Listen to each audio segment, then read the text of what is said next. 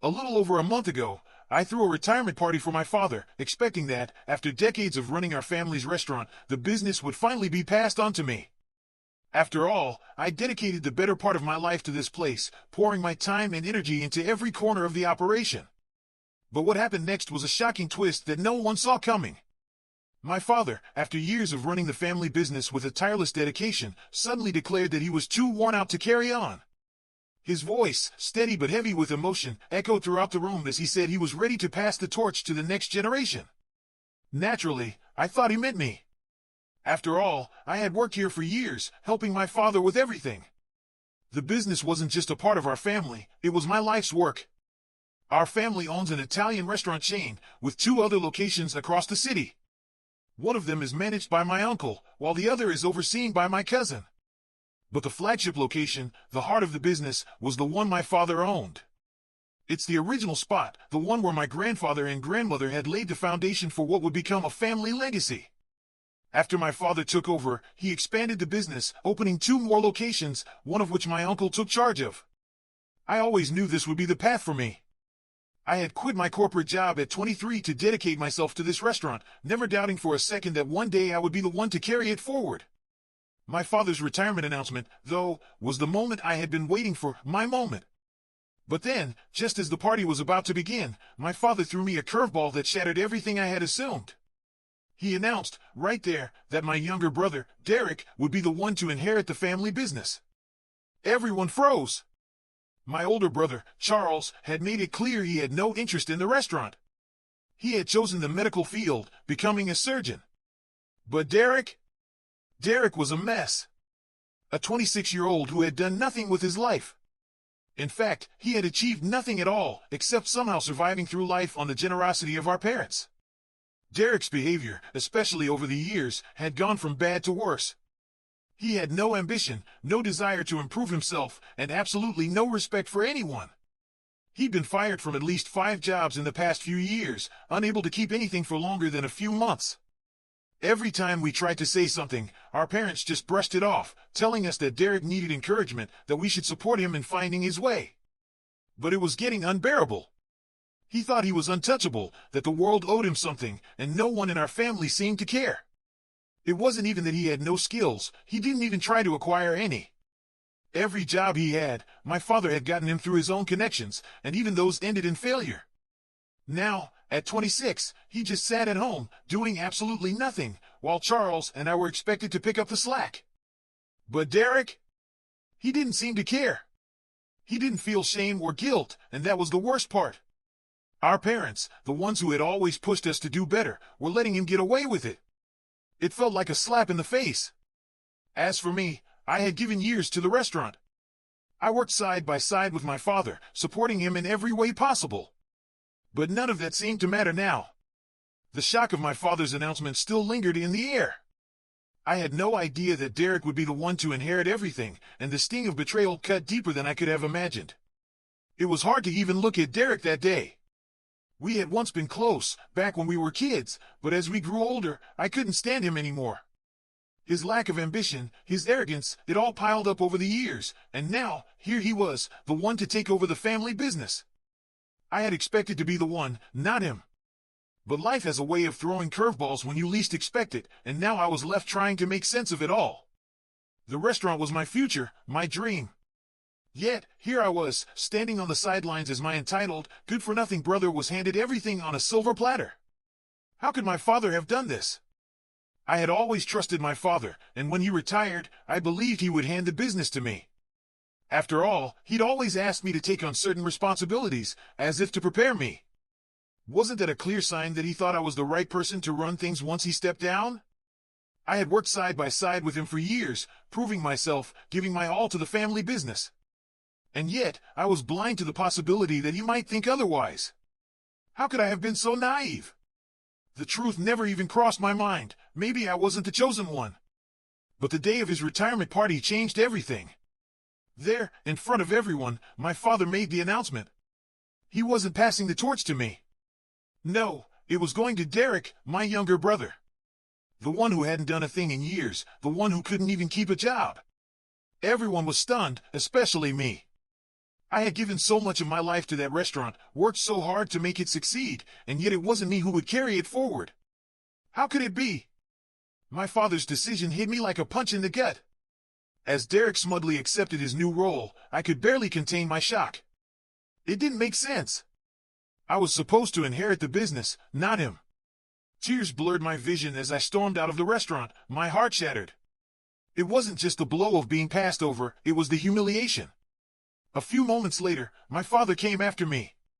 His face full of concern, he tried to explain, but his words didn't ease the pain. He said he had his reasons, but they sounded hollow, desperate. He told me he had tried everything to get Derek to take responsibility. But Derek was a lost cause. He sat around, unmotivated, doing nothing for years. So, my father thought that maybe managing the restaurant would force him to grow up. Make him step up. But why? Why would he believe that this would work when nothing else had? He told me he still wanted me to be there, to support Derek, to guide him, to be his right hand. But that wasn't what I signed up for. I was not his assistant. I had worked hard, sacrificed so much. I deserved more than to be a mere shadow, following Derek around while he fumbled through responsibilities he wasn't ready for. It was insulting. My father was telling me that my worth was lesser than my brother's. That I had to stay and babysit him because somehow that was my place. The years of loyalty, the work I'd put in, all for nothing. This wasn't just about a job. It was about my future, my sense of purpose. And he expected me to just accept this. I couldn't. I stood my ground, gave him an ultimatum: I either take back what he gave to Derek, or he'd lose me forever. The anger was overwhelming. I wasn't backing down. But my father wasn't having it. He accused me of being selfish, of not thinking about Derek's future. But what about my future? What about what I had earned? How could he do this to me? And just like that, the fight tore us apart. I cut him off. I couldn't go back. I couldn't let him take the thing I had worked so hard for and give it to someone who hadn't earned it. The next day, I walked away from the restaurant, and it's been a month since then. I haven't returned. Not once. And it still hurts every day. I've kept in touch with my mother and Charles, but not about the restaurant. They know how I feel, and we respect that silence. We don't talk about it. It's too raw.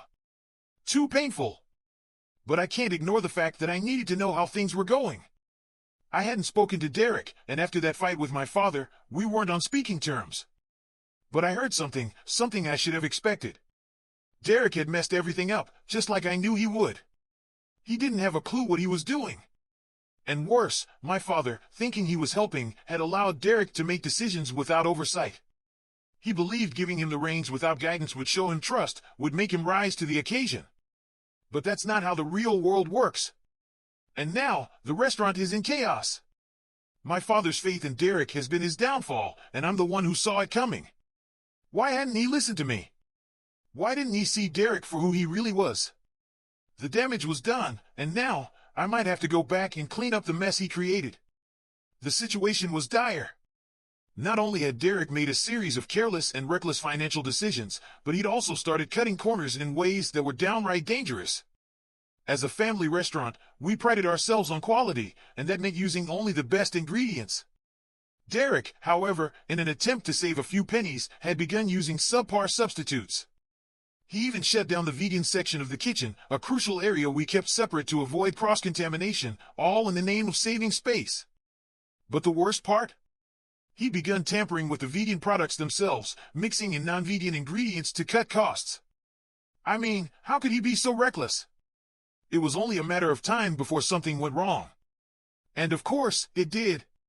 Just a few days ago, a customer ordered a dessert, making it clear that they had a dairy allergy and wanted no dairy in their dish.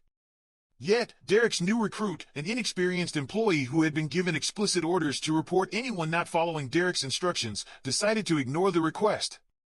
He used regular dairy milk instead of the dairy-free alternative the customer had asked for. The result? The customer had an allergic reaction. It wasn't just any reaction, it was severe. And now the restaurant was facing a lawsuit. I didn't hear about it immediately. I got the call that evening. My father was panicked, his voice filled with tension and worry. He told me he had fired Derek on the spot.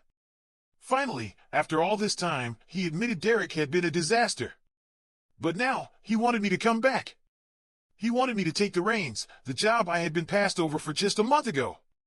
I'll be honest, it felt surreal. After everything that had happened, after everything I had gone through, now he wanted me back? Now that Derek had messed up as I'd predicted, now he was asking for my help? It was hard to wrap my mind around it. But I was still angry.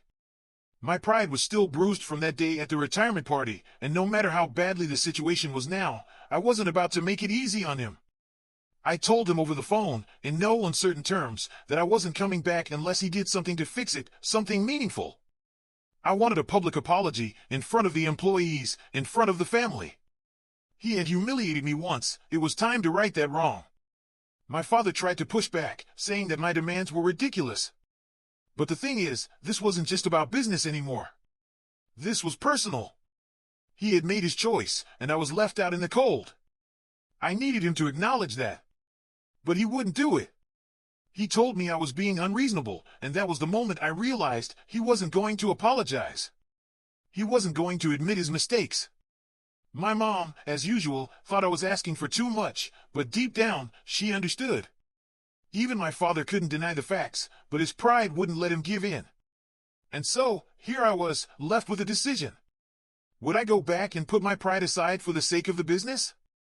Or would I continue to walk away, to leave it all behind?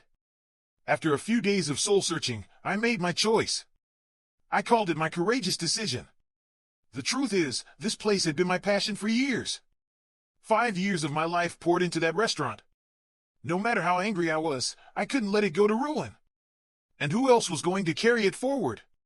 Not Derek, he had proved that. And Charles had no interest. If I didn't step up, it would all fall apart. I still would have preferred a public apology, who wouldn't? But I realized something in those quiet moments of reflection. My ultimate goal was to save the restaurant, not to get revenge. The success of the place mattered more than my pride. It was a hard pill to swallow, but I knew what I had to do. So, I made the call. The conversation with my father was brief but civil. It was the first time in weeks that we'd spoken without the weight of our argument hanging over us. We agreed to put our personal issues aside, for now, and focus on what really mattered, resolving the crisis at hand. We scheduled a meeting with the customer and our lawyers, hoping to settle things before they spiraled out of control. The customer had been relentless on social media, but so far, she hadn't gained much traction. That wouldn't last long, though, and we had to stop this before it gained momentum. In the end, the restaurant had become bigger than any of our egos. And I had to put my own pride aside for the sake of it. Derek's reckless behavior had finally caught up with him. His string of irresponsible decisions was stacking up, financial missteps, corners cut, and most shockingly, his complete disregard for the safety and well-being of the customers. The pressure was building, and Derek's misjudgments had created a situation they couldn't ignore. It was just a matter of time before the consequences reared their ugly head, and sure enough, the storm had arrived. The business prided itself on catering to everyone, even those who followed vegan diets, with a dedicated menu that ensured there was no cross-contamination with non-vegan products. They took these matters seriously, both for the sake of ethical standards and customer safety. But Derek? He saw it all as an opportunity to save a few bucks. Instead of respecting the vegan section, he had it shut down to save space in the kitchen. Even worse, he began altering ingredients, substituting the vegan options with cheaper, non-vegan products to cut costs. He had been warned, but Derek chose to ignore the red flags. The danger of such a decision wasn't just ethical, it was life-threatening. Some customers didn't choose vegan for preference, it was a matter of health. Derek, blinded by his pursuit of saving money, ignored that truth. A few days ago, the consequences of his actions came to a head. A customer, with an allergy to dairy, had ordered a dessert specifying the need for a milk alternative. If it had been one of the regular employees, they would have stuck to the customer's request. But Derek, in his infinite wisdom, had hired a new, inexperienced employee, one who followed his strict instructions to the letter. The new hire, perhaps more naive than foolish, ignored the customer's request and used regular dairy milk for the dessert. The result? A severe allergic reaction that landed the customer in the hospital. What followed was a whirlwind of panic and legal threats. The customer wasn't just angry, they were ready to sue. I found out about all of this a few days ago. My dad called me in a panic, his voice shaking with urgency.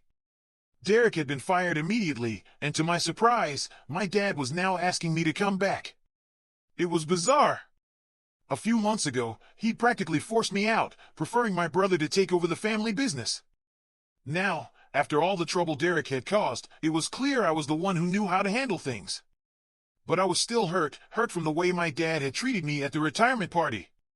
It felt like a slap in the face. I wasn't about to let him off easy. I wasn't coming back unless he made things right. If he wanted me to return, he had to do it publicly. In front of the whole staff, in front of the family, I wanted him to admit his mistakes. I wanted him to apologize for how he treated me, the way he had sidelined me for my brother. I needed him to show some humility, something he had yet to do. My mom thought it was too much, and my dad didn't exactly agree with me. He argued that the business was just as much mine as it was his, but his refusal to apologize made me wonder if I was asking too much. But that wasn't my concern. I was standing firm on my demand. After all, the insult from the past wasn't something I could just forget. It was my pride, yes, but it was also about respect. Respect that I hadn't been shown when I needed it most. And now, my dad wanted me back, but it had to be on my terms. Days went by. I considered everything, my anger, my pride, my love for the restaurant. And after all that time, I made my decision. It wasn't easy. The pride was still there, lingering, but deep down, I knew that I couldn't just walk away. I had spent 5 years of my life in that place. No matter the past, I couldn't bear to see it all go to waste. I was talking to my uncle and cousin from the other branches, and they agreed. I needed to return. The business couldn't survive without me. It wasn't about gloating over being right about Derek. It wasn't about showing off how I had known this would happen all along. The restaurant was my passion. I couldn't let it fail. So I called my dad. The conversation was civil, almost formal. We agreed to put our personal differences aside for now. The crisis at hand was too important. We had to focus on that. We scheduled a meeting with the lawyers and the customer. Things were already starting to go public. She'd been posting nonstop on social media, and while we'd gotten lucky that it hadn't blown up yet, it was only a matter of time before it did. We needed to act fast before it spiraled beyond control. The weight of it all was settling in. There were no more games, no more time to fight over who had been right. It was time to face the mess Derek had left behind and start cleaning it up. The moment I walked into that room, facing our lawyer for the last time before the meeting, something struck me. It felt strange to see him in person after all this time. Just a few years ago, I saw him nearly every day, 5 years of routine and familiarity. I didn't realize how much I missed him until I saw him standing there across from me, the silence hanging between us. We didn't speak much. Most of the conversation was being handled by our lawyer, and we both knew we had to focus on what was happening. It was crucial. But deep down, I could feel there were so many things left unsaid, unresolved.